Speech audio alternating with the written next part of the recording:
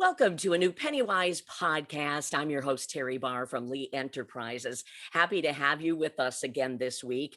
We're talking wedding season today, and it really is just ahead. And we have a new survey. This survey is just out from NerdWallet, and it shows it's going to be a busy year, as you can imagine, and an expensive one. So what does this mean for you, and what should you be thinking about? Kimberly Palmer, personal finance expert with NerdWallet, is here to help us break this all down. Hi, Kimberly. Thanks for joining us. Hi, Teri. Thank you so much for having me. This is very topical with the new survey and knowing we're going into June, which seems to be the start of the busy wedding season. What does it show from this survey as far as the increase in the number of weddings and also what people may be willing to spend to attend?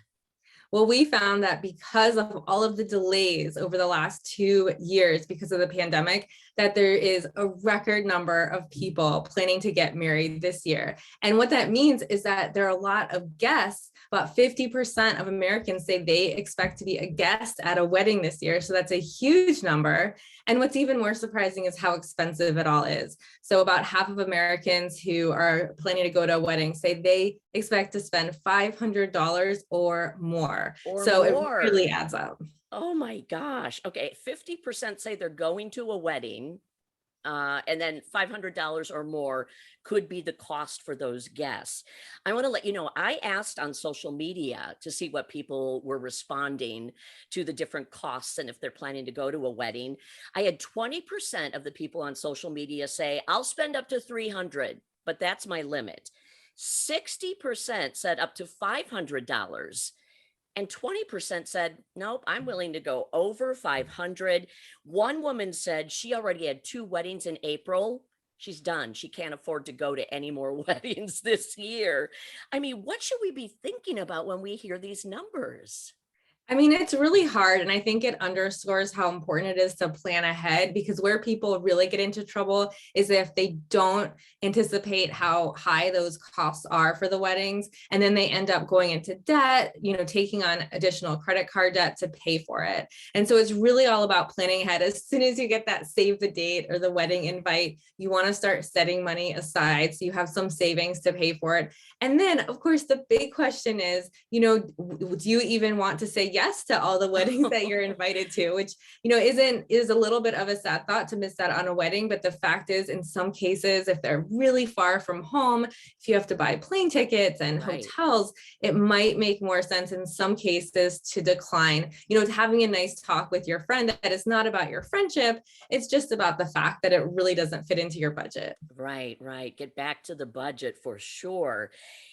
Is there a way, say, I'm going to go no matter what, but is there some way to cut costs? And I guess I'm looking at, lodging and travel, gas prices are up, parties, showers, gifts, anywhere to cut back. Well, you're right. Prices are really up across the board.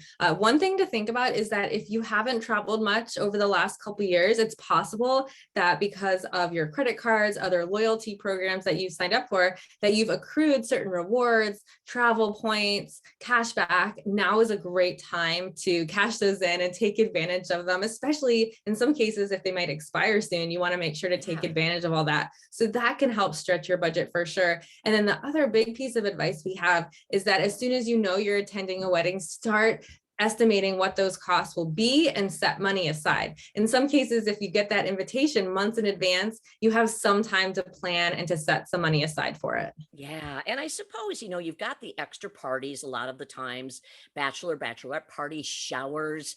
Maybe you skip those and go to just the wedding if that's really where your heart lies. Exactly. I think it's such a good idea to have a really honest conversation with yourself before saying yes to anything, just to decide what you can fit into your budget and what you can't. And maybe you can pare back in some areas so you can attend the actual wedding itself, or maybe you do the opposite and you attend the nearby celebrations, the engagement party, for example, but then you have to skip, the destination wedding if it's really just too expensive. Okay. And it's okay to think about these things, but here's the other thing, feelings. Why do we always associate feelings and money together? And then we let those feelings get in the way of maybe trying to make a smart decision.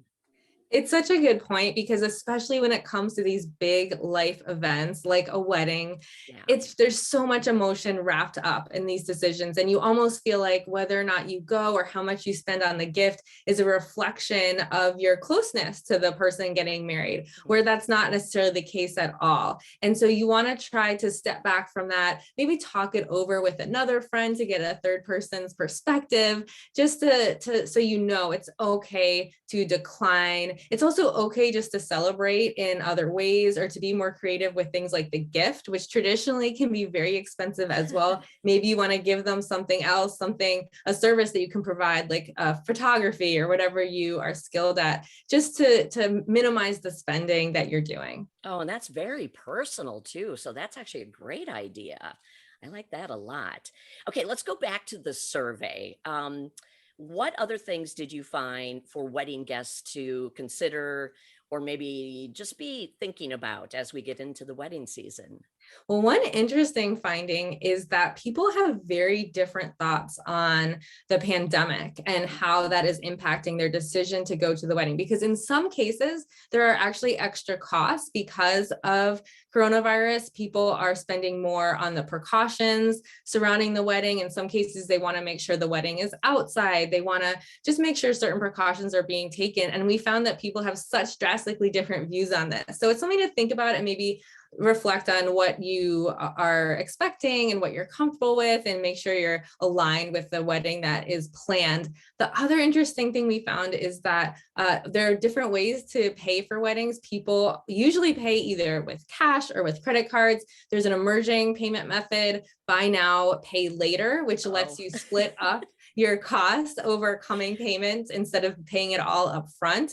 And with that, you just want to make sure you're not taking on more debt than you can comfortably handle with your budget. So that's something else to look out for. You'll usually see it pop up when you're shopping or even buying a plane ticket. You'll see that option pop up, and you just want to know it's still a form of debt. oh, and it sounds too easy to overspend maybe when you're thinking, "Oh, I've got all this time to pay for this." So, I guess Exactly. be careful. That's a good thing to be thinking about. Okay, so, getting to the finances as we of course are talking about and trying to be real about your own finances. What happens if you really do have to say, I just can't do this right now. I'm going to have to say no.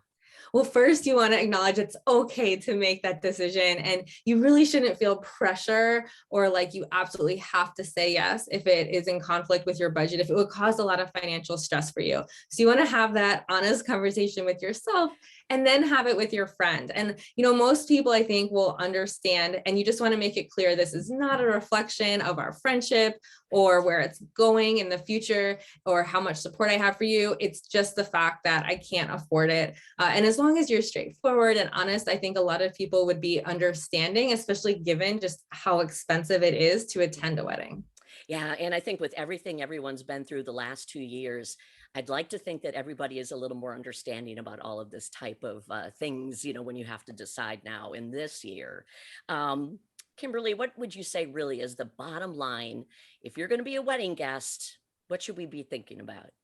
I think the bottom line is number one, just realize that weddings are really expensive and that you want to plan ahead for them. So if you have some weddings on your radar that you are planning to attend this year, just start setting money aside now, start scanning for what your flight might cost, what your hotels might cost. So you can try to get the best deal possible. So I think planning ahead is really the key here. This is terrific information. And again, just as the wedding season is about to get started in a big way this year, Kimberly Palmer, personal finance expert with NerdWallet, walking us through the new NerdWallet survey about weddings and really some great ideas for if you can go, how to, work around with your money. And if you have to say no, it's okay, right, Kimberly? It is okay. It's nothing to feel guilty about. That's excellent. Thank you so much for your time today. And if you are going to any weddings, enjoy, have a good time. And we'll look forward to talking with you again soon. This is another PennyWise podcast from Lee Enterprises. I'm Teri Barr.